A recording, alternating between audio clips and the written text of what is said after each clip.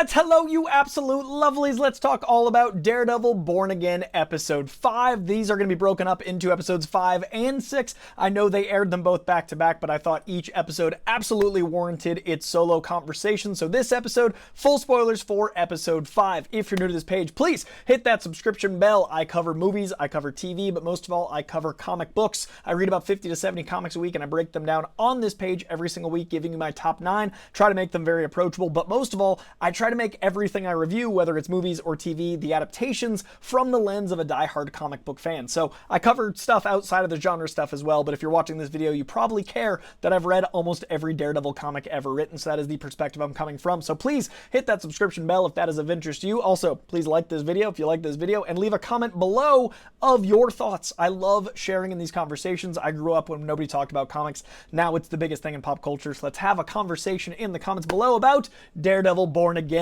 Episode 5. This episode was really interesting because it was very clearly the old regime's Daredevil Born Again. Now, I don't know if it actually was exclusively shot however many years ago. I don't know if they did no retooling. I don't know what the actual pre-production or production story is, but I do know this felt like a very different show, and the lawyer show that we were effectively told was the old Daredevil Born Again. We were told it was like, Daredevil didn't suit up for a long time, that it was, more of a lawyer-based in-courtroom show. It feels very much like everything we got in episodes 1 through 4 was blending the Netflix universe into the Disney world of the MCU and like playing the levels and finding a way to walk that.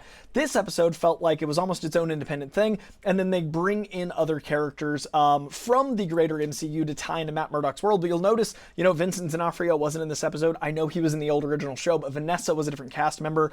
We've got Kamala Khan's father in this episode, which is a delightful way to tie everything in together, but tonally it did feel a little different. The lighting was a little different. The action, I loved the choice to stylize the action silently. We've done a really good job in the show using Matt Murdock's powers in a very visual way, tying in the auditory elements visually, and I loved the silence of that fight. So talk about that in a second, but overall this episode, I really enjoyed seeing Matt Murdock start to consider how he's going to help people. And this wasn't Daredevil helping people, it was Matt Murdock using his powers to help people. And it also adds to the New York element of the show. It adds to the character of Matt Murdock having some Irish, ancestry. Murdock has always had like the Irish elements in the comic books. That's been something they've sprinkled in, especially the Irish Catholic and those things. So to use the Irish bank robber trope, but to bring a bit of that Murdock into things, I thought as a person of distantly Irish descent, that was really charming. Also really enjoyed that Matt Murdock here has a relationship with the father of Kamala Khan in a way that makes sense for the story, but also potentially sets things up in a very comic-y way where I do see the Registration Act affecting mutants. And now that Ms. Marvel is revealed to be a mutant in her own show, and then we have all the events of the Marvels, it was great to see the actor who plays her father play this in a different tone, but also inviting him over for dinner, I could see him representing Kamala when Kamala's law might pass. When the world in hates and fears mutants and masked heroes comes to be, I could see that relationship actually forming into a very fun Daredevil, Matt Murdock, lawyer, friend of a West Coast Avenger. Yeah, very pointedly, she was in LA, which is very interesting considering I think the West Coast and Young Avengers might become one thing, but that's just a future Easter egg little detail that I thought was fun and a great way to world build that character already knowing the father, who's very important. And now let's talk about the action. I really enjoy the fact that he's always trying to silence that one guy in that really great fight in the hallway. We'll talk about the last fight at the end and how stylistically I think that was very intentional, but we've got the buildup of him, pulling the masks. We've got the very visual element of the different masks and the names, and that little Reservoir Dogs moment of the color of the name being the henchman name. But I really enjoyed that the whole fight was to keep quiet. So we had the ticking clock throughout the episode and the using the music and the swells and the score. And I didn't even consider how loud the score had been used until they cut it away.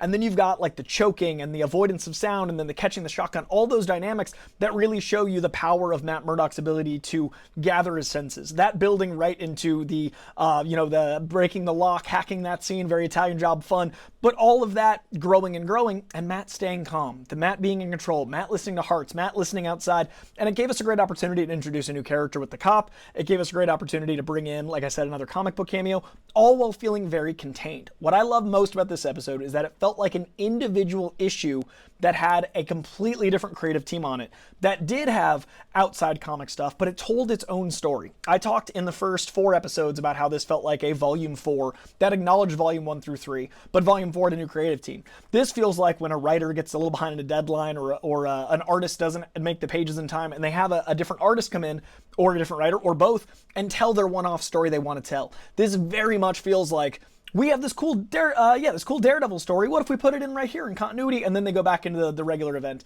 I've never really seen that in the medium of TV, where they have not quite a bottle episode, but something akin to a bottle issue of a comic book, where it's that one-shot issue, like The Kid Who Collects Spider-Man, like, No One Can Stop the Juggernaut was only 2 issues, but it's so impactful, and it's such a singular story to tell. So I really like that in the format of TV, getting to see a single Daredevil story.